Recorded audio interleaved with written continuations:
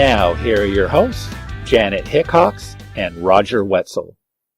Hello, everybody, and thank you for joining us today on Empower You. I'm Janet Hickox, and my partner over here is Roger Wetzel. Hello, Roger. Hello, Janet. How are you this morning? You know, for a dark and dreary day, I'm doing pretty good. Did you guys Great. survive the wind over there on Guimas? Yeah, I was waiting for the power to go out and it didn't, which I was really excited about. Ours did for a moment, and then it came back on, but Yeah, well, that's crazy day. what happens when you live here. Oh, yeah, you get used to it. Now, our guest today is Alex Bratty. She is the author of the book From Chaos to Clarity, which I'm going to hold up for everybody here right now. And Alex is a life coach, motivational speaker, and the author of From Chaos to Clarity. Her work helps clients transform their lives by empowering them with personal development techniques, resources, and processes so that they can take action to create and live the life they truly want. Alex, welcome to Empower You. Thank you for having me, Janet and Roger. It's really a pleasure to be here. Great to have you. Thank you. It's really great to have you, and I've been looking forward to this interview because I actually read the book. Thank you. That's a big compliment. Thank you. And I live in chaos. He lives in chaos. I needed clarity. I have had a tough run over the last few months, and I always know when I'm having a tough run that my clients are also going to be coming to me and looking for answers. So I have a feeling this was quite timely. So give us a little bit of an idea about you. I just gave you this very short, brief intro. Tell us how you came to write this kind of a book and a little bit about your background, because you have a really interesting story to share. Absolutely. Thank you. Well, I spent about 15 years in corporate research and made my way to the top of my field. I became a partner in a very prestigious firm in Washington, D.C. And it was one of those situations where from the outside, it looked like I had it all, right? I had the big job, I had the clients, I was traveling all over the country doing work for them. And who wouldn't be happy with that? Except that I wasn't. And over time, what happened is that what I was doing started to become unfulfilling for me.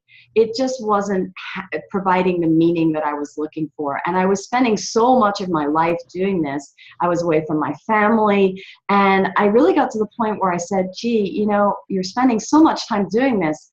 Maybe it's time for a change if you're really this miserable. But of course, I had a lot of guilt around that too, because I felt like I should keep going with what I was doing. Hey, you're good at it, so keep going. Hey, you got this great position, why would you give that up? So I really did grapple with that for a long time. I mean, it took me, a year or two to make the decision that it really was time for change. But in doing that, and as I was working through that decision, I engaged a life coach and started on my own personal discovery journey. And in doing that, I really discovered that, gee, there are more options out there. There are more possibilities out there. I don't have to stay on this hamster wheel I've been on for the rest of my life. And so as I did that and I started to become much more self-aware, much more conscious of the fact that I was creating my own reality. And that was a tough pill to swallow because, of course, why would I have created something I don't like? That's hard to wrap your head around at the beginning when you're really, grasping these initial concepts. But once I did, it actually is incredibly empowering because, gee, if I created something here and kind of did it by default without realizing it and I didn't like it, now that I'm more self-aware and I understand this whole idea that I can create the life I want, then I can start deliberately creating and I can go about creating that life that I did want. And so as I moved through all of that, it became apparent to me that I wanted to help others who were struggling like me, who were run down, burnt out, stressed with their work. And so that's when I started transitioning into coaching and, of course, writing the book and speaking about it too. So I am essentially corporate professional, MBA and all that, turned certified coach, speaker, and now best-selling author. Which is so awesome. But I gotta tell you, I guarantee you there was one huge fear, at least, in you being able to do this. And multiple fears. Because that's, what a lot of people listening to this today are going to say to themselves is, how do I do that? How did you get yourself from this high-paying job and muster enough courage to be able to leave that and go on to do something that was much more heart-centered and more along the lines of what you wanted to do? Yeah, and there was a lot of fear along the way. Believe me, it's not like I just sort of, like I said, woke up one day and decided, yeah, I'm going to do this. It all makes sense. It really did. It took time, and I think that that's the thing that, you know, we live in a society where more and more we have instant gratifications. We want everything literally yesterday, right? And we sort of hope that some kind of silver bullet solution is going to come along, or we're going to, like I said, wake up one day and just have like this amazing idea and inspiration to go do it. That's not the reality, folks. Sorry to sort of burst that bubble. It really did take me a long time to get there. You know, when I say really long time, it took me a year or two. Now, in the scheme of things, that's not very long. Of course, when you're moving through it, it can feel like a long time. And so what I tell people who are sort of looking at their situations, if they're feeling, you know, boy, I really want to change it, I want to do something different, is to start small, to really start getting very clear on what you do want. And that's what I did. So I started getting really clear, first of all, about what I didn't want, some of the things that really bothered me about my situation. And from there, it's easy to pivot into, okay, well, if you don't want that, then what do you want? And start getting really clear about that. And once I realized that I had all this new sort of knowledge and self-awareness, once I realized that there were other possibilities for me, then the idea of staying where I was, it just didn't work anymore. I knew at that point that no matter what my fears were, it was sort of on me to step into this. Because what was I going to do? Kind of like put it all back in the box? No, the genie was out of the bottle, right? So that really was, I think, the pivotal moment where it was like, okay, I really am going to make the change. But some people have to do it over a longer period of time, right? And so I always tell people, you know, start where you are with what you have, right? And just think about essentially, you know, what's one thing I can do today to move me in the direction towards my dream? And it may be really small. I mean, it may be like a 10-minute thing that you do that day, but it's doing that and doing it kind of consistently and persistently, and keeping that goal or that dream that you have out front and center, and saying every day, what's one thing I can do, you know? Or another thing that I always say to people is, what would you do if it didn't seem impossible? Yes. That's the other thing, right? Like sometimes we feel like, oh, it's just too far out of reach. I mean, yes, I want that, but it's so far away. How will I ever get there? It just seems, you know, it's not even possible to do it.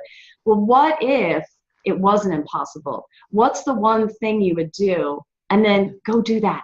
Go do it today. And see how those steps, once you take them one after the other, they start to bring you much closer to where you want to be. Yeah.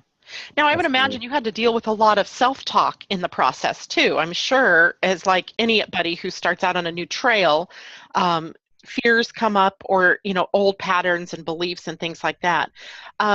So why don't you start telling us from the book's perspective how you started working with that energy, and how did the book come up from that? Yeah. How is your book different? Yeah, absolutely. And, you know, that negative chatter, we all have it, right? And I actually have a whole chapter devoted to that in the book, in terms of how do you recognize that it is just negative chatter, that it's not real? Because if we listen to those voices over time, they do seem real, right? So you have a great idea, and the minute that you have it, in comes that voice. You can't do that. Who do you think you are? You don't have enough knowledge, blah, blah, blah, blah, blah, blah, blah. And so, I've heard those voices. Yes, I mean, we all have it, right? And by the way, it never goes away. I mean, that's the key here. Just because you learn some of these tools and, you know, techniques to sort of be more self-aware and know that it's those voices, doesn't mean they go away. They're always there. And that's kind of the key, is recognizing what it is, that it's just my negative ego chatter, it's not real, and then how you put it off to the side, and instead tune yourself into the positive voice that you have within you, because you do, we all do. Some people call it their higher self, their true self, their real self, their divine self.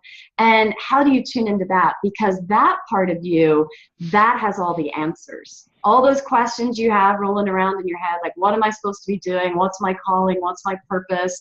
Is this the right thing? your higher self, your divine self knows those answers. And so it's really about quieting that negative chatter and then tuning into the positive chatter. And I talk about all that in the book in terms of how you can do it, so that as people read the book, they're able to do that themselves. They know now how to do that. And that was very, I still have the negative chatter. I mean, just putting the book out into the world, of course it's negative. Is this book going to be any good? Who's going to read it? Of course, I still have all of that, but it's using those tools to quiet that and then listen to that positive voice and really tap into that quiet, strong, empowering self that we all have within us. Instead of letting that negative chatter take you down and stop you from doing what you really wanted to do. Exactly, because when you just let it, essentially that negative chatter, it comes in uninvited. When was the last time you invited it in? You didn't. It just shows up. And unless you stop it, it runs amok. And it does keep you stuck. It keeps you stuck in place and afraid to do all these wonderful things you want to do. The key with the positive is that does need an invitation. It's not going to come in uninvited, just like your negative chatter does. So it's about learning to tune into that and invite it in and listen to that. And it's a much quieter voice than that big loud din of the negative chatter. So they're very different. And it is about how do you actively tune into that positive chatter so you're not letting the negative run the roost. It's interesting because I'm working on a book right now, and a lot of what I'm writing about is exactly what you're talking about. Yeah. It's like we have this, and from my perspective is like, I have a master's in psychology, and, going through that whole thing, it's like, well, you have the positive aspect of the ego and the negative aspect of the ego. And where I'm coming from now is the ego is, the only purpose, as I see it, is it's there to destroy you.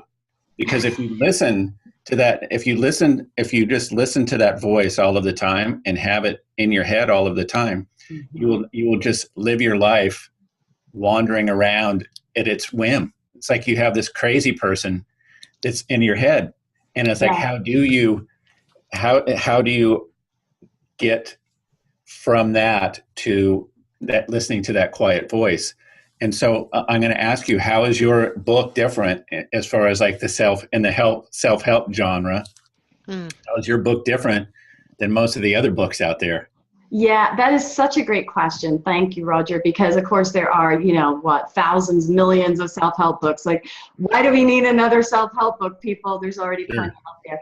So I think when I think about that, for me, it's one big difference in the sense that there's a lot of self-help books out there that have kind of one focus, one very deep kind of aspect of personal development. And that's great if you want to take a deep dive and really look into that, like you were just talking about, like just the ego and how to handle the ego, or, other aspects of the personal development world.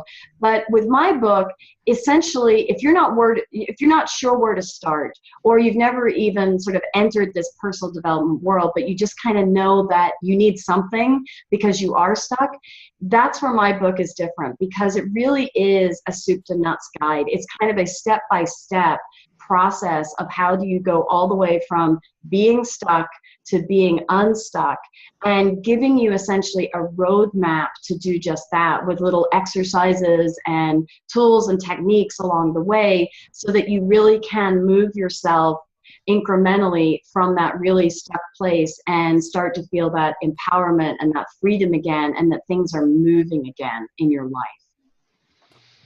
Where do people start when they feel stuck? Because to me, that's the key. If you know where to start, then you can start moving some energy and move away from that. Tell us, from the book's perspective, where does someone start that knows they're stuck or feels like they're stuck? Absolutely. So, obviously the first thing is that initial recognition. So if you recognize what's going on, you've already started, actually.